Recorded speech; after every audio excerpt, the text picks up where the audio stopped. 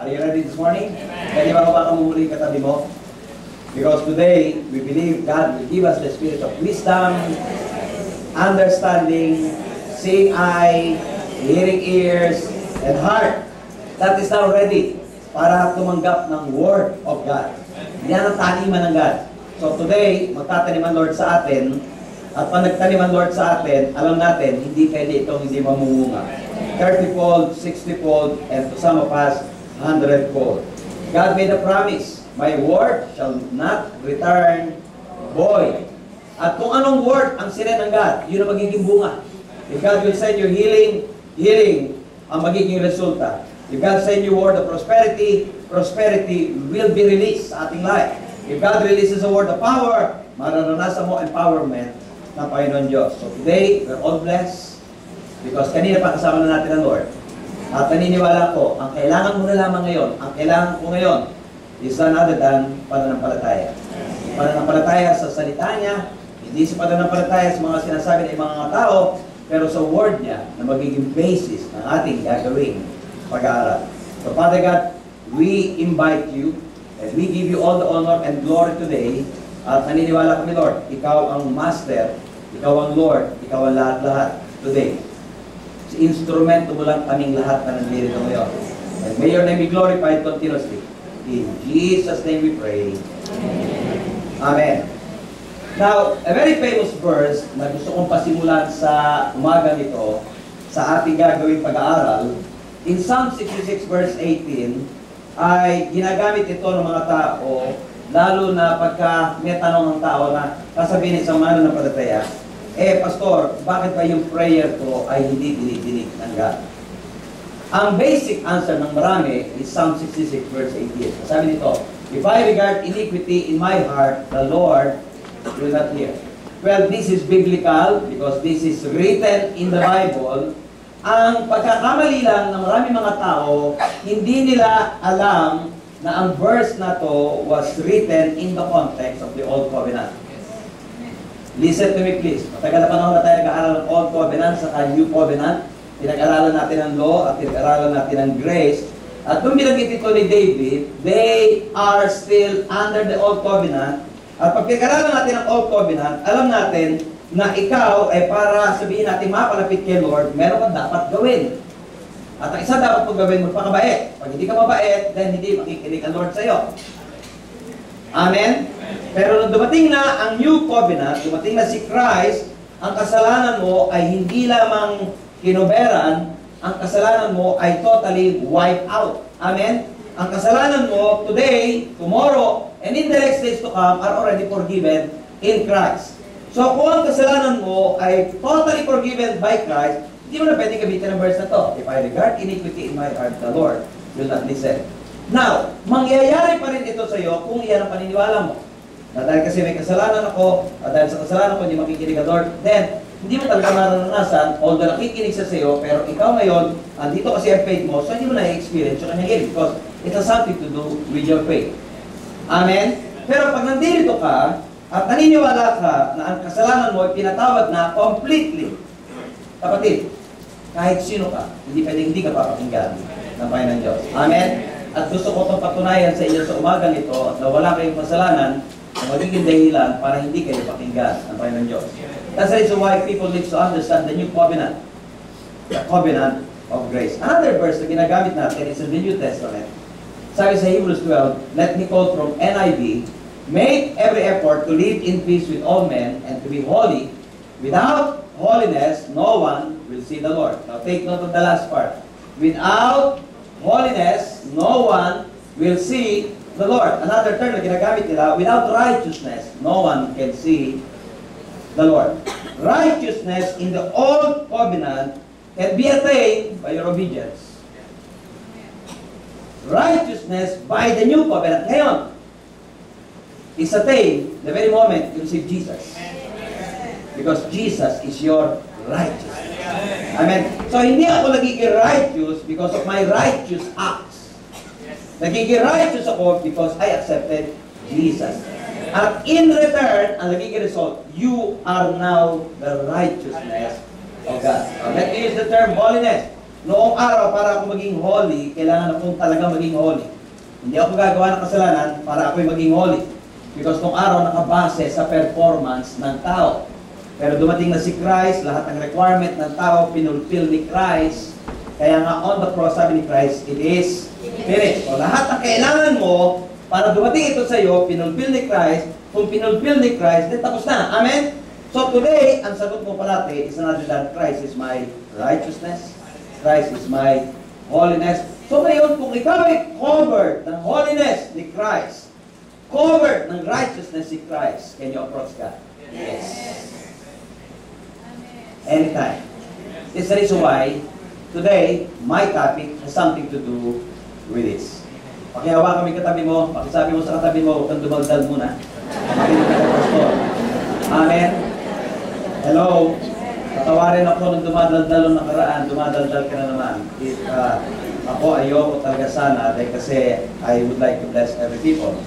Pero if that will be a disrespect to the pastor, I'll ask you to stand para makilala ka. Hindi ko sinasabi sa mga tao na ikaw yan, but I'll be telling the people that you're doing that.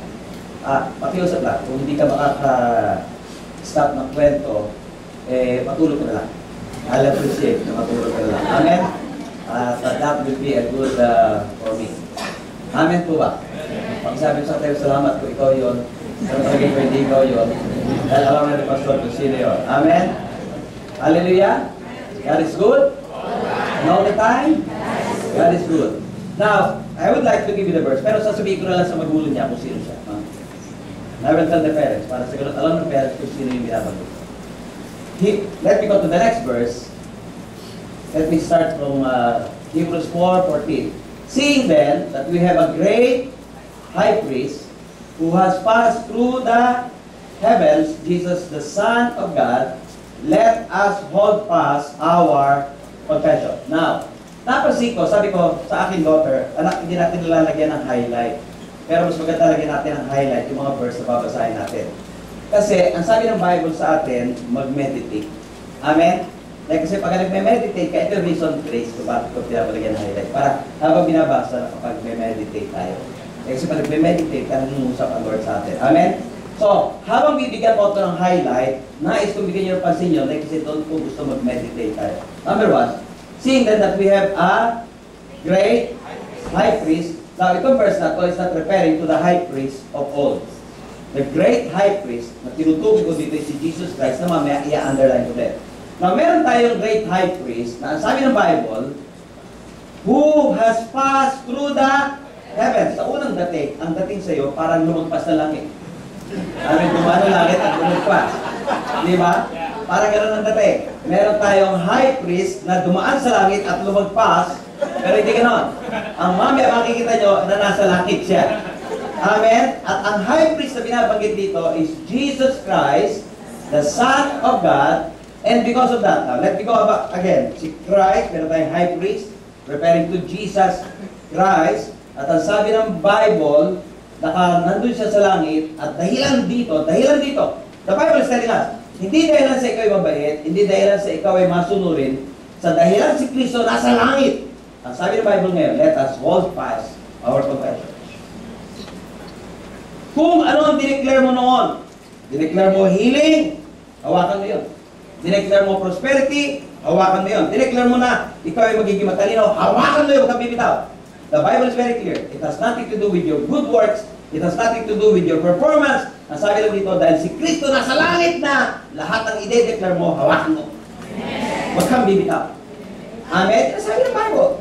My Bible is very clear. Now go to verse 15. Ang sabi dito, for we do not have a high priest. Again, that's the word. Yun yung high priest na tinutukoy, si Kristo, who cannot sympathize with our weaknesses. May weaknesses ka. May weaknesses ang bawat isa sa atin dito. But was in all points tempted as we are, yet without sin. Now, dahan-dahan ulit, meron tayong high priest, at sino tinutukoy ng high priest? Si Jesus. At ano sabi ng Bible? He can sympathize with you, with your weaknesses. At bakit siya pwede mag-sympathize sa atin? Because in all points, Jesus was tempted kung paano pinag tayo.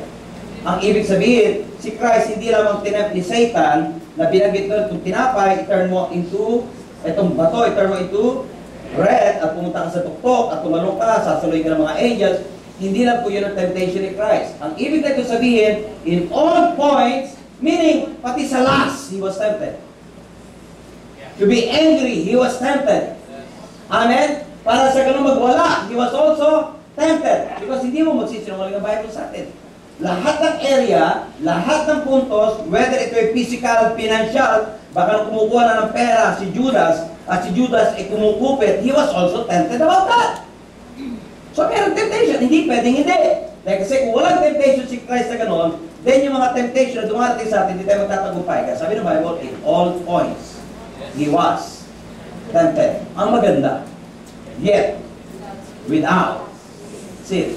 Dito pala magiging klaro na, temptation is not sin. If you're tempted to look at a woman with a lust, it's not sin. If you are tempted na kupitan ang asawa mo habang natutulog at kulang ng pera, temptation lang yun. It's not yet a sin. Pag kumuha ka, sin! Amen? Hello? Now, let's go to the next verse para maintindihan natin. Next din natin kukunin yung ating pag-aaral. So, mga ganito. In verse 16, let us therefore, now this is the conclusion, let us therefore come. Let us, that's referring to us, believers. Kung believer ka, pwede mo isama sa sarili mo dyan. Therefore, come boldly. Saan ka lalapit? Sa trono ng biyaya. Take note, trono ng biyaya. Hindi ho trono ng galit. Hindi ho trono ng parusa. Amen? I love the Lord. Amen? So, meaning ngayon, eto ka, eto si Kristo, high priest, at si Kristo nasa langit. At sabi doon, kung ano yung dinedeclare mo, huwag kang bibitaw. Huwag kang bibitaw. Dahil kasi si Kristo ay na-tempt, katulad mo, pero without sin. So pwede kang humawak sa Kanya at siya ngayon nagsisipatay sa atin. At ngayon ang sabi, conclusion, let us, ikaw ngayon, come boldly to the throne of grace that we may obtain mercy and finally find grace to help in times of need. Can you say hallelujah to that? To God be the glory. Amen? That's your God, that's my God. And the Bible clearly tells us na ako ngayon pwede lumapit. Kaya nga, this morning, ang gagawin ko, gusto ko ipakita sa inyo that anyone among you can come before God. Pastor, teka muna, may kasalanan ako. Can I come before God? I will tell you honestly, yes. Pastor, pagka ako'y tinetempt at nasa temptation or nasa kasalanan, can I come before God? Yes, you can. Yes, you can. Amen? Will God hear me? Let me honestly tell you, yes, you can. Pag pinag-aralan natin ang mga verses na to, ang unang-unang puntos na lalabas sa atin is this. This is the first na makikita mo na pwede mong maging conclusion. This passage. Anong passage? Hebrews 4, 14, 15, and 16. This passage speaks of the great high priest, referring to Jesus, who enters heaven itself. Yan ang unang-una. Pastor, bakit mo binabanggit yan? Mahalaga yan, kapatid. Dahil kasi, pag na-realize mo na si Kristo ngayon nasa langit, at ang sabi ng Bible, tapos na ba sa trabaho si Kristo? Hindi pa po. It's not yet done. Pagkabat sinabi niya, it's finished. Everything that you need here is finished. Ano ang ginagawa ni Christ sa langit ngayon? One, ang alam ko ginagawa ni Christ, pag nagkasala kayo at may nagpo-point ng finger sa inyo. And listen to this. This is what the Bible is telling us, teaching us. Pag nakakasala ka at may nagpo-point ng finger, kita mo yan, Lord, si Pastor Ferdy. At si Pastor Ferdy ay may ginagawang kalukuhan. At may nagsasabi kay God, may ginagawang kalukuhan si Satan. Because if there's anyone mag-a-accuse sa'yo, Satan. Christ is there para maging advocate. At sasabihin ni Christ, I have paid for the sin. I would rather pray. It's paid. Amen? Dahil kasi may magpo-point ng finger sa inyo. Sino magpo-point ng finger? Si Satan. Dahil kasi nakalagay sa Bible, si Satan may time pumapalit sa langit. Amen? At maraming listahan. Amen? At sasabihin nyo, eto si Emily, up to now. Ito mo, Pastor. Ikaw mo, Lord. Amen? Si Emily ay, amen? Emily, huwag ka iyak, ha? Ginamit lang kita. Eto si Hazel, Lord. Kunwari, sinabi niya, hindi siya mag-aasawa, pero nasa heart niya. Sabi niya, hindi ako mag-aasawa ngayon, pero bukas mag-aasawa ako. Amen? Are you listening? Are you listening?